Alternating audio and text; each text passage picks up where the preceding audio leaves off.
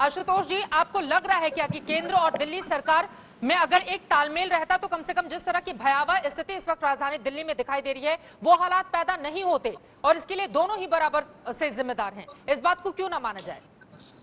देखिए, इसमें दो तीन चीजें हैं और मुझे लगता है कि उन चीजों पर गौर करनी चाहिए। पहली बात, दिल्ली के अंदर जो सारे अस्पताल हैं वो सिर्फ और सिर्फ दिल्ली सरकार के अंडर में नहीं है। बिल्कुल। इसमें से कुछ अस्पताल जो हैं जो सेंट्रल गवर्नमेंट के अंडर में है, कुछ है जो एमसीडी के अंडर में है, और कुछ सेना के अंदर में है, और कुछ जो है वो स्टेट गवर्नमेंट में है। तो अगर सुप्रीम कोर्ट ने अगर ये एक जिसे कहते हैं ना ब्लैंकेट अगर ऑर्डर कर दिया है, तो इसका मतलब ये है कि सिर्फ दिल्ली सरकार जिम्मेदार नहीं, बल्कि चारों जो अथॉरिटीज हैं, एजेंसीज हैं, उनको भी इस बारे में कहा गया। दूसरी बात, अगर दिल्ली सरकार के बारे में ये कहा जा रहा था कि उन्होंने टेस्टिंग कम की है, और जो टिप्पणी है निश्चित तौर पर टिप्पणी बहुत ही भयावह है, खासकर दिल्ली सरकार के लिए, और दिल्ली सरकार को उसमें जागने का मौका चलना चाहिए। लेकिन मैं आपको याद दिला दूं कि अहमदाबाद में पिछले दिनों वहां के हाई कोर्ट ने कहा था कि वहां के अस्पतालों की हालत वर्स देन डेंजियस, यानी जो काल कोठरी है उससे भी ज्यादा भयानक स्थिति है।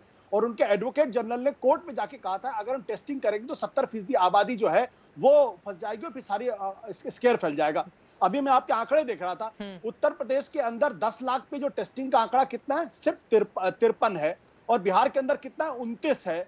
अगर उसकी तुलना अगर आप दिल्ली से करेंगे तो आपको लगेगा कि दिल्ली में बहुत बेहतर तरीके से टेस्टिंग हो रही है। अब सुधांशु जी को इस सवाल का जवाब जरूर देना चाहिए कि उत्तर प्रदेश के अंदर अगर कोई ऑफिसर, पूर्व ऑफिसर, आईएएस ऑफिसर, अगर वो टेस्टिंग का सवाल खड़ा करता है ट्विटर के ऊपर, तो उसके ऊपर फिर एफआईआर क्यों दर्ज हो जाती है और उसको अरेस्ट करने की बात क्यों की जाती है? तो अगर दिल्ली सरकार दोषी है तो निश्चित तौर पर उत्तर प्रदेश की योगी आदित्यनाथ की सरकार उससे ज्यादा दोषी है। और अभी आपने वो तस्वीर भी देखी होगी जो किस तरीके से एक डेड बॉडी को किसी कूड़ेदार में लेके जा, या पश्चिम बंगाल में भी आपने वो तस्वीर देखी हो किस तरीके से डेड बॉडी के साथ किया जा रहा, या जलगांव में आपने वो तस्वीर देखी होगी कि 8 दिन तक पता ही नहीं चला कि एक बुजुर्ग महिला जो है। राज्यों पर भी सवाल खड़े किए हैं। बिल्कुल, बहुत महत्वपूर्ण बात आपने कही है। सुधांशु जी, जल्दी से आप जवाब दे दीजिए, उसके बाद मैं तुरंत डॉक्टर राजन आपके पास आना चाहूंगी। आज ही की बात है, यूपी सरकार ने एक पूर्व आईएएस अधिकारी के ऊपर इसलिए एफआईआर दर्ज करवा दी क्योंकि उन्होंने सवाल पूछ लिए थे टेस्टिंग को लेकर। इस तरह की स्थिति उत्तर प्रदेश में है।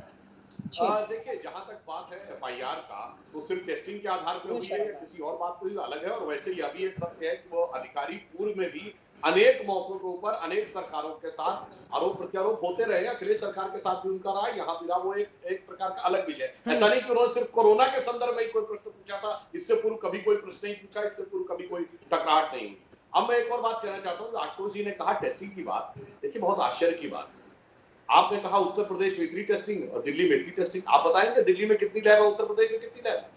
दिल्ली 30-40 किलोमीटर, एक तो 60-70 किलोमीटर के रेडियस में कितनी लैब का घनत्व है और कितना उत्तर प्रदेश में घनत्व है? और दूसरी बात मैं विनम्रता से पूछता हूं, पूरे भारत में किसी व्यक्ति से पूछिए, जब ज्यादा बीमारी हो जाती है इलाज के लिए कहां जाएगा? दिल्ली जाएंगे, बंबई जाएंगे। तो इन दोनों शहरों में या दोनों स्थानों पर देश की सबसे बेहतर स्वास्थ्य व्यवस्थाएं थी। दक्षिण भारत में पूछिए तो चेन्नई जाएंगे। तो ऐसा नहीं है कि यहाँ कोई आरोप प्रत्यारोप की बात है, तो यथार्थ है ना कि जिस शहर में, जिस नगर में, जिस राज्य में देश की सर्वोत्कृष्ट चिकित्सा व्यवस्था, सबसे अच्छे डॉक्टर, सबसे अच्छी लैब, सबसे ज्यादा लैब, जब वो आज ये कहेगी कि हमने टेस्टिंग ज्यादा कराई है इसलिए हमारी बड़ी वाहवाही होनी चाहिए। लेकिन उस सवाल का भी तो जवाब दे दीजिए जो आशुतोष जी ने पूछा है कि अगर कोई टेस्टिंग पर सवाल पूछ लेगा तो एफआईआर कर देंगे आप लोग। तो मैंने तो आपको इससे पहले ही बोला, उन्होंने क्या पहली बार सवाल पूछा है? क्या सिर्फ कोरोना पे सवाल पूछा है? मैंने कहा हमारी पहले दूसरे तमाम मुद्दों पर वो सवाल पूछते रहे हैं, लेकिन अगर कोरोना को लेकर कोई सवाल पूछ देगा तो एफआईआर दर्ज हो जाएगी।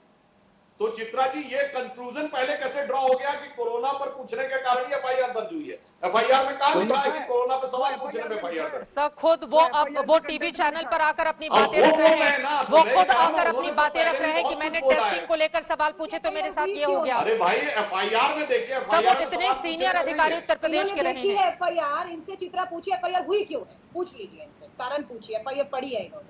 भाई मैं तो आपसे कह रहा हूँ ना, वो पहली बार प्रश्न पूछे हैं क्या? सिर्फ कोविड पे पूछे हैं क्या? सर आप ही बता दीजिए फिर क्यों कि आपने एफआईआर, वो खुद सामने आके बोल रहे हैं सुधांशु जी, वो खुद मीडिया चैनल से बोल रहे हैं, उनका गठबंधन था, ठीक है, कि मैंने चूंकि टेस्टिंग को लेकर सवाल खड़े कर दिए तो मेरे ऊपर एफआईआर दर्ज हो गई। वो खुद आकर बोल रहे हैं। अरे उनके बोलने से क्या होगा? माफी मांगनी चाहिए। एफआईआर में क्या लिखा है वो कह रहे हैं ना, उन्होंने पहली बार सवाल कोई पूछा है क्या? एफआईआर पढ़िए तो देखिए, एफआईआर में लिखा है कि सवाल पूछने पे एफआईआर दर्ज हुई नहीं, को क्यों उसके खिलाफ किस कारण से एफआईआर दर्ज हुई है वो एक अलग विषय है।